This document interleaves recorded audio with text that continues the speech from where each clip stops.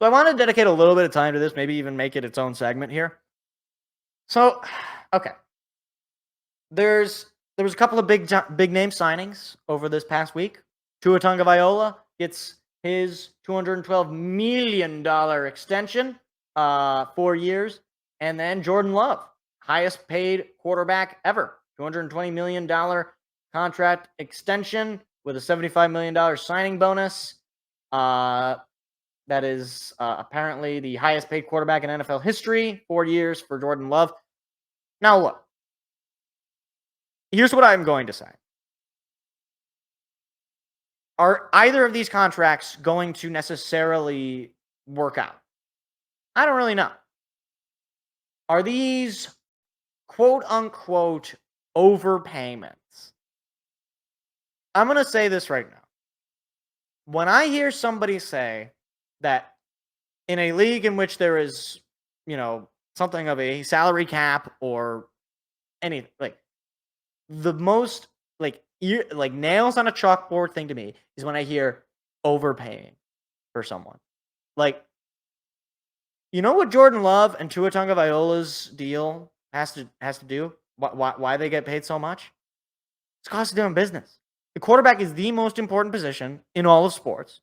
And guess what? The Lions signed Jared Goff for a $200 million deal. And Tua Tagovailoa and Jordan Love, what are they? You think they're going to take 100? No, not going to happen. They're going to want the next big contract. Now there is something to say, and I think this is totally fair. There is something to say about hey, we don't have those mid-level contracts anymore. You used to have Peyton Mannings and your Tom Brady's and your Dan Marinos of the world, and those guys would get paid the big bucks. And then you had your kind of middle of the road guys, and they wouldn't get paid the big bucks, but they would get paid. Now we're seeing that that's kind of changing. Either way, like, to say it's an overpayment is to suggest that the market is just a fake thing, that like the value of a quarterback is now just made up. Like, no. Look, last week we did a whole clip on this. I don't know that Jordan Love should have gotten paid to begin with. But the fact is, if he was going to get paid and they decided on paying him, it was going to be the biggest contract ever, because that's just the cost of doing business. It's the same thing with wide receivers. It's the same thing with offensive linemen. It's the same thing with edge rushers and with CBs and every position player, right? And, there are some positions that have gone down in value relatively. The absolute value, I think, is obviously higher because the league is making more money and inflation and all that. But relative, they have gone down. But the quarterback has never gone down. There's never been a time where the quarterback was paid a lot of money and then they lose that money. Not going to happen.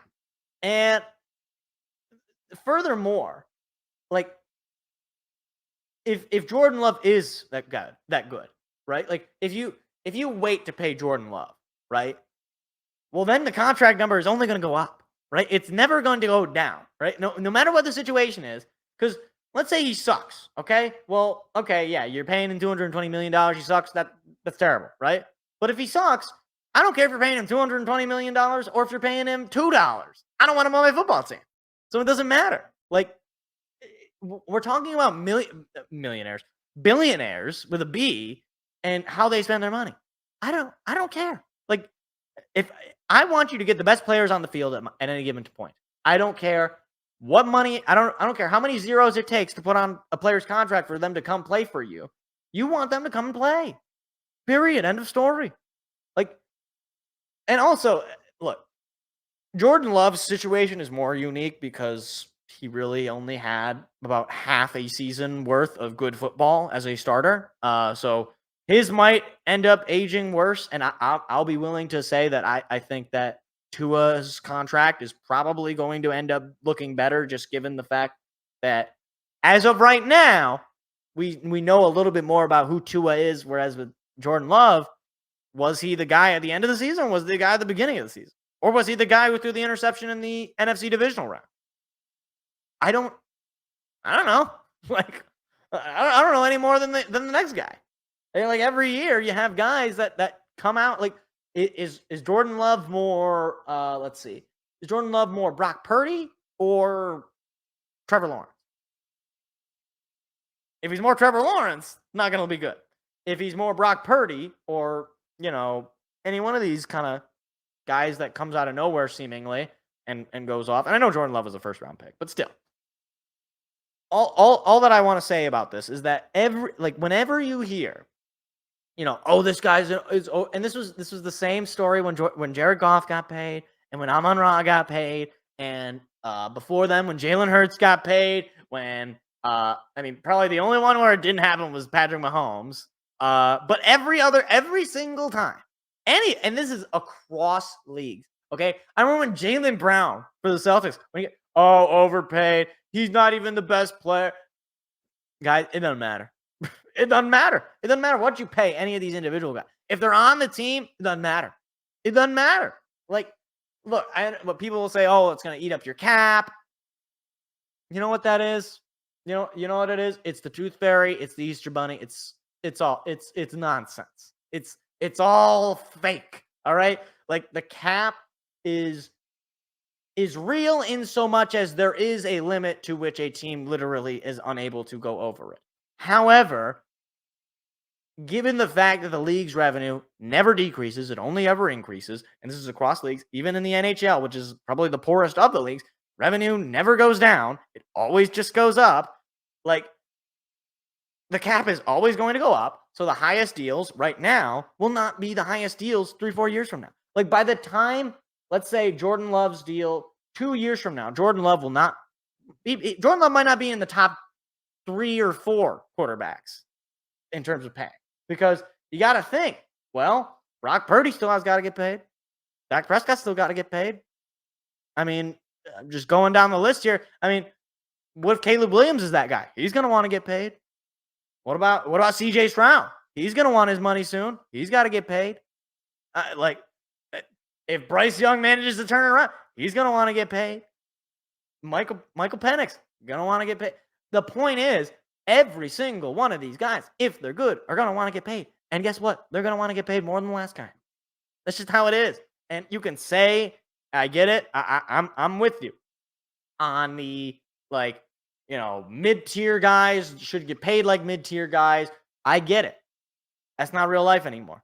And I wish we could go back to the days where players could truly look at themselves in a humble way and say, you know what?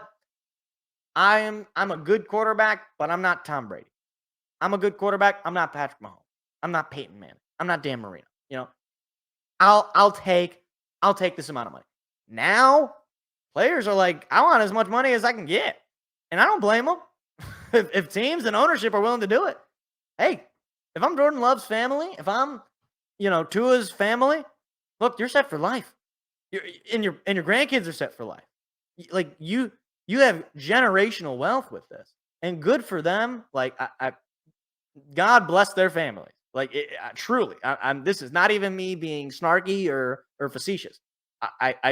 This kind of money is life-changing, and it is going to sustain the Love family and the Tunga Viola family for generations to come, and that's a beautiful thing. That's what's very, a lot of these guys don't come from generational wealth, and to see that sort of thing happen, it is cool to see. All that being said, it's not an overpayment. It's the cost of doing business. You can say it's, oh my gosh, Jordan Love, he's overrated.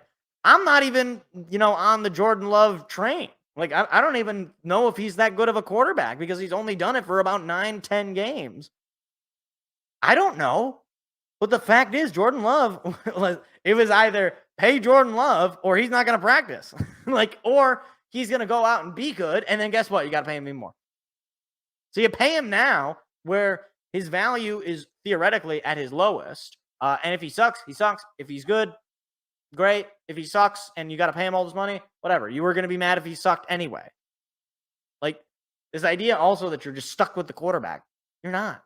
I mean, the Broncos got out of the Russell Wilson deal 2 years into it. It's really not that hard. Hey, that's what it is. I don't know.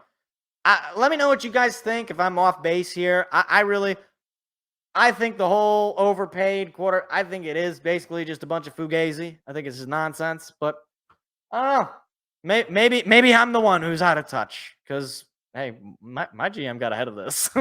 My team got ahead of this. We paid Jared Goff, and then everybody. I think the guy who's really feeling good about it is Dak Prescott because he's just like, I got to get more than Jordan Love, Jerry. And hey, I love seeing the Cowboys just try to wiggle their way out of this one because they're either not going to pay Dak or they're going to pay him like $1 bazillion and he's going to blow it in the playoffs like he always does because he's overrated and he stinks. Anyway, Cowboys hate has to. I'm sorry. Every time the Cowboys get mentioned, I just have to mock them and just throw garbage on them because they're a terrible organization and don't deserve respect. Anyway, that's all I got on that. So let me know what you guys think. Hi, it's me again. If you enjoyed what you just saw, hit the like and subscribe button. We do live shows every Tuesday at 7 p.m. Eastern. Hope to see you there.